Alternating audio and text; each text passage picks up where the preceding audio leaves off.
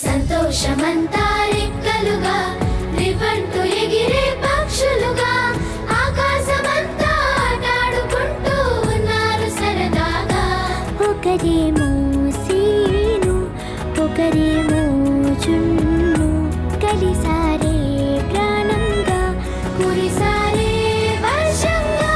పాటేమో scene ఆటేమో చున్ను ఒకటై ఎదిగారే మధురంగా.